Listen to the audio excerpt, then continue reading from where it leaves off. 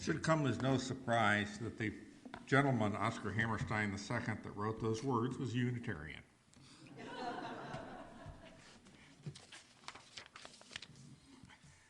Now, as I mentioned, the musical South Pacific opened a few months before my first birthday, and almost exactly 4 years after the conclusion of one of the most catastrophic conflicts between one group of human beings against another, World War II.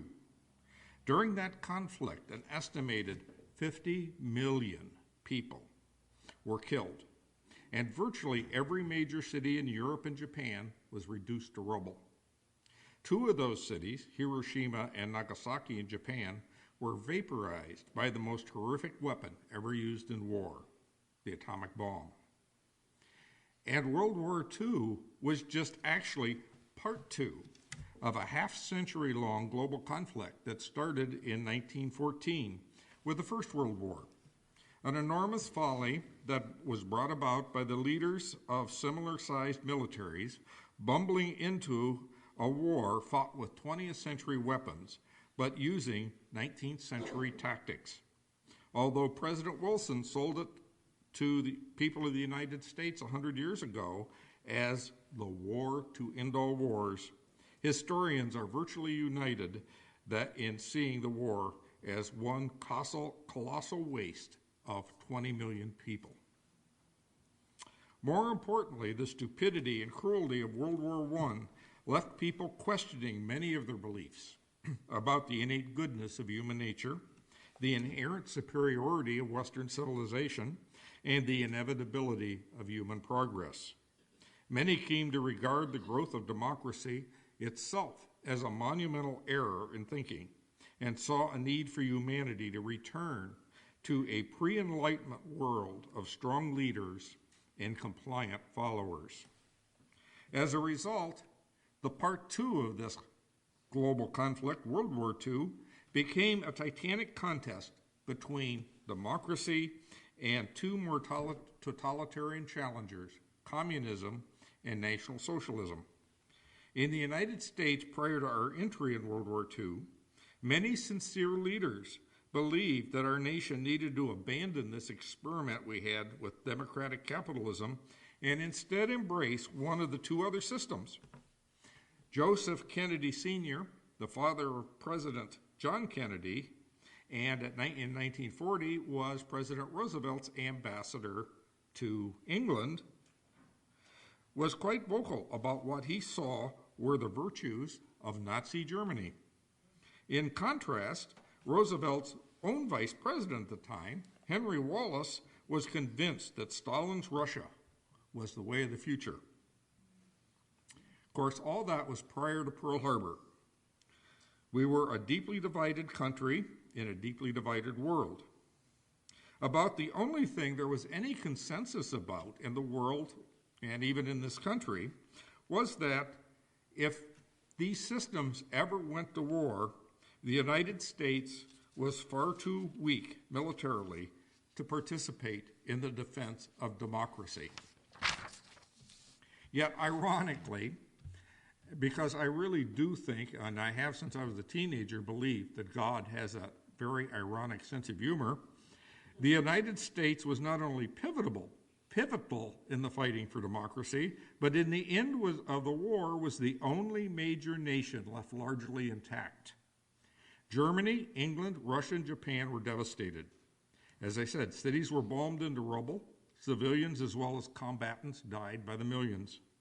Out of that rubble came a very shocked, depressed, and pessimistic humanity. Their belief in the world of human progress that went upward and onward forever, that belief was shattered. Only one of the combatants, the United States, was left with the economic infrastructure and a spirit of optimism to rethink and rebuild the future. Thus, it fell upon Americans living alive at that time to address the root cause of the global wars of the first half of the 21st century. Thus, it was that the United States led the creation of the United Nations, an organization whose charter says, in part, We, the people of the United Nations, determined to save succeeding generations from the scourge of war, to reaffirm faith in the fundamental human rights, in the dignity and worth of each human person, in equal rights of men and women, and of nations large and small, and for these ends to practice international peace and security, and to employ international machinery in the promotion of the economic and social advancement of all people. Sounds a lot like our purposes and principles. These words are nearly 70 years old, yet they represent what my parents saw as both the problems that led, my parents' generation, I should add, saw in both the problems that led up to the great global wars, intolerance or the sorting of people into groups of us and them, the tendency of those groups to war against one another, and the failure of the most advanced economies to raise the least advanced economies out of poverty. Thus was born the world that we live in today, the world that I have known my entire life up until recently. In the Pax Americana that followed World War II, the nations of Western Europe formed the European Union. Laws were enacted in the United States and elsewhere to address poverty and discrimination. And today's much-aligned global economy did succeed in lifting more people out of poverty and famine than at any other time in this planet's history. The Soviet Union fell. The long Cold War that pitted communism against democracy, which was kind of like the final end of World War II and World War I, had come to an end. I saw the two halves of Germany reunited, and three former adversaries in World War II, Germany, England, and France, working together as leaders of a united and expanding Europe. And that wasn't that long ago. For a half a century, human civilization seemed to once again be inevitably moving forward, and then it all fell apart. Don't know exactly when to say it all fell apart, but certainly one benchmark is September the 11th, 2001, when for the first time since Pearl Harbor, the U.S. was attacked as hijacked airliners flew into the World Trade Center and the Pentagon. I don't think anybody in this room can forget that day. The globalized economy, which was the jewel of the post-war world, began to collapse after the twin shocks of the Euro crisis and the meltdown of the U.S. financial system. The political system of the world's largest democracy, the United States, became paralyzed by gridlock. England voted itself out of the European Union. And in the first month since I last spoke here about my growing concern that the people of our nation were no longer united, the presidential election occurred. In a period of just months, it seems that all that I believed in, all that I grew up with, came to an end. The faith we once had as a nation that we could make the world better seems to have been replaced by a fragmentation of the world and this country into smaller and smaller, angry and discouraged groups. Partisanship and division have divided this country to the greatest degree in my lifetime, and the ability of our nation to govern itself appears gone. Now, whenever I say things like that, I have to ask myself, is this actually happening, or am I falling into the trap my dad did as an old curmudgeon saying, things just aren't as good as they used to be? So at that point, I have to look for some statistics to see if my instincts are correct or just a manifestation of living 67 years. So consider some of the facts. In the year of my birth, President Harry Truman campaigned against the do-nothing Republican Congress. Sounds familiar? Well, how do-nothing was this Congress 68 years ago?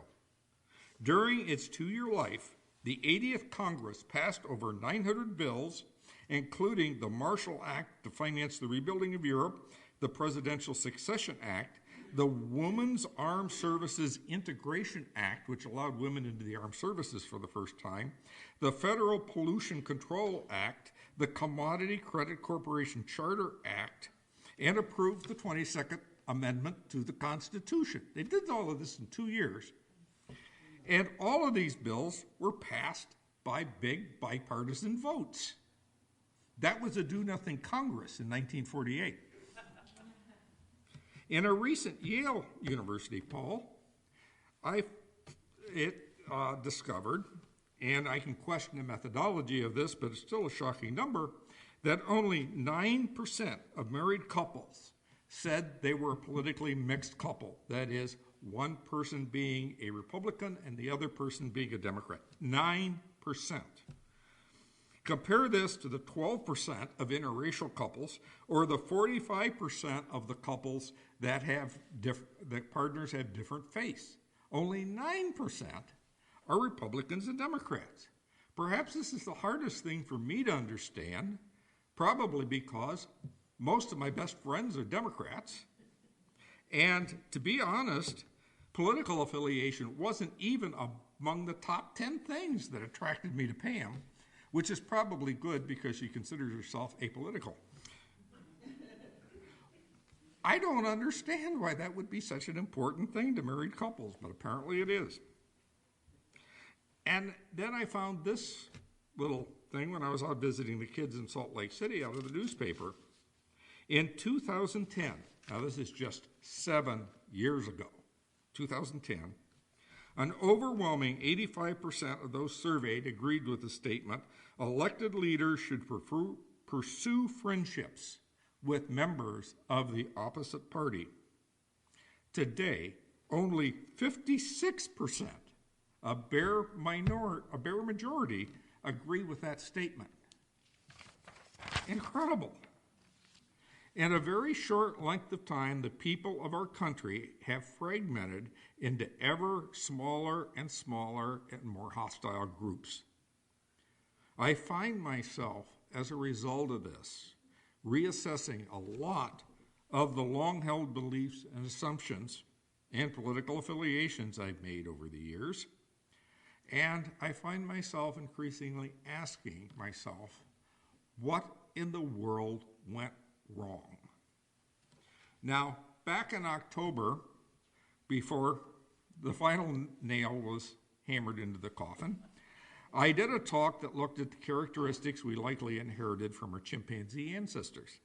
Homo sapiens have not been on this planet long enough to have evolved away the instincts of our chimp ancestors. Therefore, the actions we instinctively take, as opposed to acting in accordance with the way we are taught, are the actions that provided our chimpanzee ancestors an advantage over other creatures in the savanna of Africa. The actions of chimpanzees, though, in modern apparel, are not always appropriate in our complex, interrelated, and nuclear-armed globe. The heart of this problem is this. Chimpanzees can only tolerate being in groups of 40 to 120 other chimpanzees. At that point, there is conflict and division. While we cannot know for certainty what triggers this division, we humans have enough chimpanzee DNA to have experienced enough senseless division to have a good idea what the process for our chimp ancestors was like. Once the group got too large for every chimp to know every other chimp well enough to trust them, artificial distinctions formed in their minds that created two camps, the chimp version of starve-bellied versus plain-bellied sneetches. A division is formed, us versus them. At this point, there's a struggle, and the strongest group either kills the weaker group or drives it out to form a new chimpanzee tribe. In other words, in the world of chimpanzees, division and fragmentation is the general rule. This would be the case with human beings as well, if it were not for the overriding program we have learned from the first time that as little tiny chimpanzees, we wandered out of the comfort and security of our family into the world of other tiny little chimpanzees. And of course, I'm referring to the first grade. And this is where my programming, my journey from little tiny chimpanzee into the old balding man you see today began. Elementary schools are, after all, when you think about it, sized appropriately for chimpanzees. You have 25 people in a classroom. They stay with these people. They look up to an alpha, the teacher. And so it's a comfortable place for them to go. They're still operating on their chimpanzee instincts, and particularly in the playground. But then things start to be introduced. You start having the chimpanzees get together in pep rallies, and you start talking about their school. Now it's a larger group. Then they begin to develop the idea of loyalties beyond just their small group. Now, a long extinct ceremony happened when I was growing up, which of course was the Pledge of Allegiance, which then also introduced you to an even larger group, an abstraction called the country.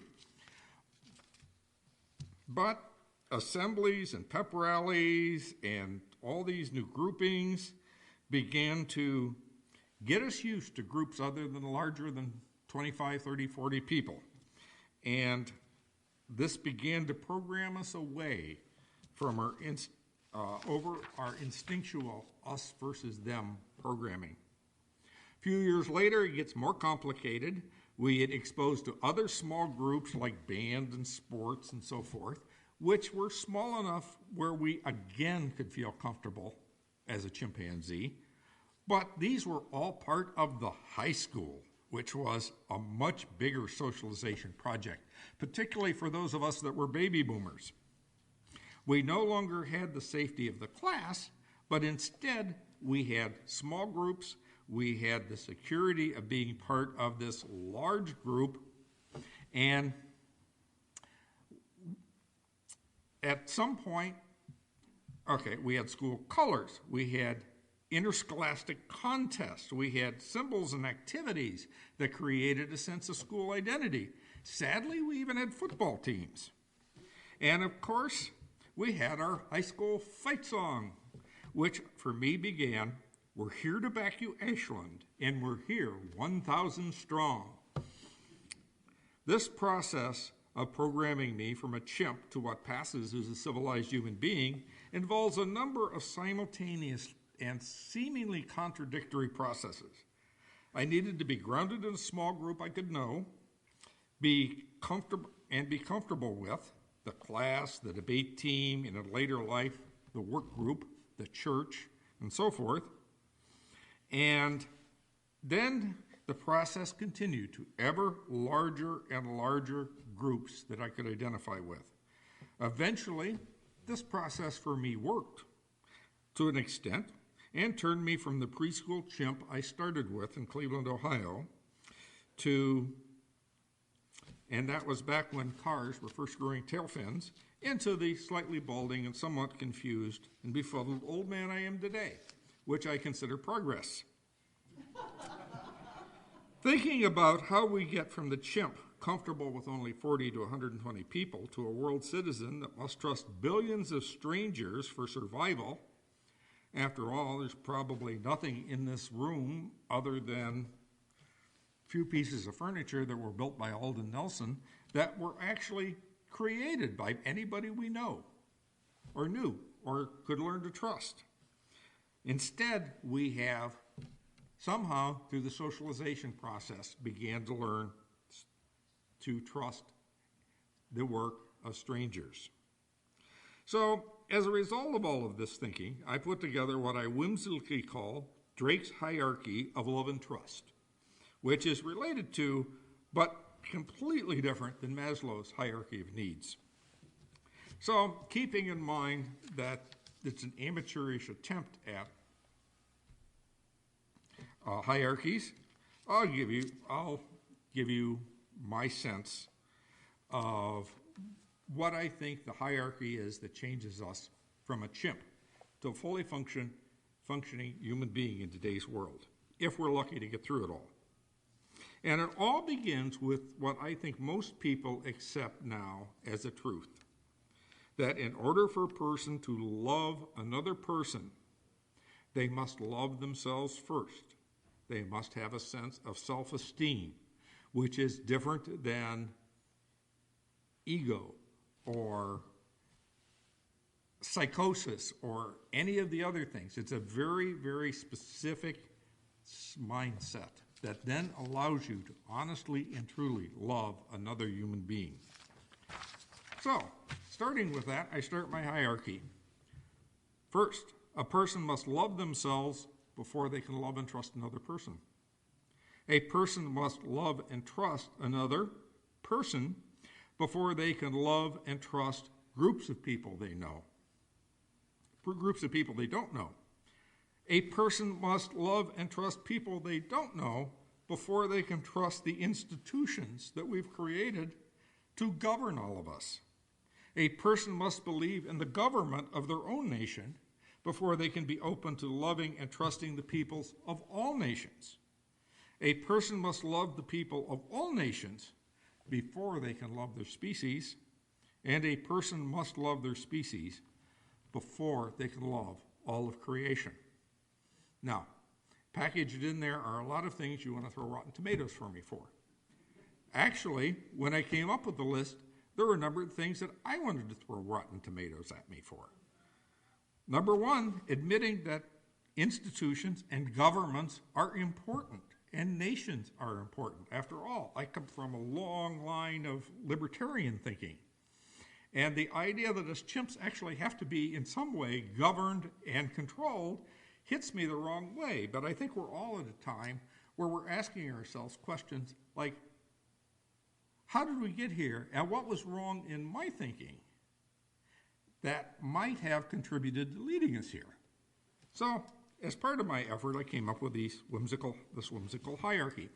But each successive level of the hierarchy, it's interesting, cannot be realized until enough people have reached that level. They reached the level before. You can't have an upside-down pyramid, just like you can't have an upside-down pyramid in Maslow's hierarchy.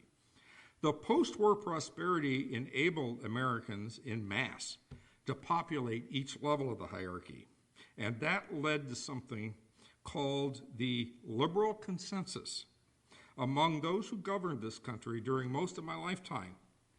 This consensus was so strong that even a conservative president like Richard Nixon could open up relations with communist China, create the Environmental Protection Agency, and even propose catastrophic universal health insurance. That didn't pass, but he did propose it. And he did this without getting primaried for re-election. He did not suffer the wrath of Republicans because Republicans and Democrats, by and large, believed many of the same things. We were truly united in a way that we have not seen in modern times. And it was this consensus that enabled our country to create the international post-World War II institutions that nearly led this world to a global society. But as in any hierarchy, if one of the levels fails, the system fails. We have witnessed such a failure, I think, within our nation. I don't think it's the wanderings of the mind of an old man. I think it's real. And as a consequence, the world order that depended on a strong and secure United States as its keystone is beginning to fall around us. Unless we are willing to forego all the trappings of civilization, from necessities like ample supplies of food to clean water and frivolities like Twitter, which only the latter I'm willing to give up, we need to revive the institutions and governments we have depended upon to organize and keep the peace among us deeply flawed but exceptionally intelligent chimpanzees. We need to do it first in our country and then in the world. and at the heart is recreating a national sense of self-esteem, which is different than nationalism. I'll leave you to think about that one. That enabled the rebirth of the world after those horrible global wars of the 20th century. My love of history and enthusiasm for travel have led me to the following conclusion. Winston Churchill was correct when he said, "Democracy is a very bad form of government, except for all the others." Yes, it is true I endured years of indoctrination that reinforced this conclusion, but I've also seen the difference between democracy and others for myself. In 1988, I saw the difference between our system and others from a train window traveling through the old East Germany, witnessing polluted air, monochromatic buildings, and the depressed faces of all the people we saw looking out that train window. 11 years later, I went to a little village in Romania that had a Unitarian village. It had one Unitarian church. Everybody belonged to it, and the minister, like so many of small villages, was the mayor of the town. And he organized a barbecue, which at the end of the barbecue, he brought an old man up. And the old man had been asked to learn 2 words of English because we were the first Americans this village had ever seen. And the minister, Arpad, was the only person in the village that could speak English. So the old man asked him to teach him 2 words to tell the group of Americans. And he came up to us with tears in his eyes, looked at us, and said, "Communism, evil." As a general rule, from experiences like that, I've learned that any government that has to build border walls to keep its people from leaving is probably not as good a system as ours. Yes, it is true that everyone is taught their way of doing things is the best way. And of course, that cannot always be true. But occasionally, it is true. As former UU president, who Marion quoted before, once observed when defending the Western concept of human rights, sometimes the things we were brought up to believe actually are the best. Democracy, I firmly believe, is one of those things. But because of the basic instinct we inherited from our chimpanzee ancestors to fragment into groups of us and them, this has made democracy a very rare thing. Over time, if not tended to and cared for, it becomes unstable, decaying into either anarchy or dictatorship. Perhaps that is not too surprising. Democracy, after all, allows all us humanized chimps to have a voice in how we are organized and ruled. And as anybody who has taken a marketing class knows, it is incredibly easy to get past the human part of us, the cerebral cortex, the part that thinks rationally, and get to our animal instincts. Pepsi and Coke do it to sell us unhealthy, sugared beverages. Republicans and Democrats do it to get our votes. And past these racial defenses lies the most powerful emotion that we did inherit from our chimp ancestors, the instinct to divide into groups, us and them. Once that is engaged, we begin to see the other as enemies to be vanquished, rather than people with different points of views to be reasoned with. Somewhere in the battle for our votes and our dollars, many Americans have lost track of the truth, if you think about it, that the Democratic and Republican parties have more in common with each other than they do with ruling parties in non-democratic, or you could say non-Republican, countries like Russia, Saudi Arabia, China, and North Korea, even as dysfunctional as our parties are today. Somewhere in our journey from reciting the Pledge of Allegiance to embracing the motto, think globally, act locally, we have forgotten the importance of what lies in between, the nation. One of the most important steps that brings us from a chimpanzee and allows us to think globally and eventually be concerned about the entire planet and the universe.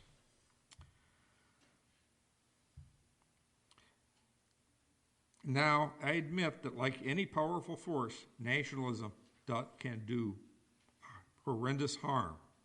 But even after the global wars brought about by excessive nationalism, and not because the nations had too much self-esteem, the world realized that the nations were of fundamental importance, and the nations united could be the salvation of humanity. Our UU principles are both reflective of our nation's highest aspirations, as expressed by Abraham Lincoln 150 years ago, and the goals set by the nations after World War II. We believe in the inherent worth and dignity of every person and affirm and promote justice and compassion in human relations, as did Lincoln. We affirm and promote the right of conscience and the use of the democratic process, all with the goal of a world community with peace, liberty, and justice for all, as does the United Nations. A healthy national self-esteem needs to be restored in this country if stability is to return to the world and if the progress made since the world wars is not to be lost. Unitarian Universalists, along with the people of all faiths, can lead such a movement. In doing so, we all, regardless of where we are in the political or religious spectrums, must transcend the boundaries of us and them. That doesn't mean just transcending the differences between people that fundamentally agree with us, but also listen to and try to understand the people we disagree with. Others who disagree with us are not our enemies. They are not inherently evil. They are like us, just trying to reconcile their best human ideals with their animal instincts. They, like us, are trying to discern reality from a tsunami of information, misinformation, education, and miseducation. Because we share more with them than we are comfortable accepting, it makes us nervous and afraid to engage. But because we share so much in common with everyone across the planet, that should give us reason for hope. And at the end of all of this, I live with the confidence that together our nation can again be made whole, that the world can be united, and that humanity can live in harmony with all of creation.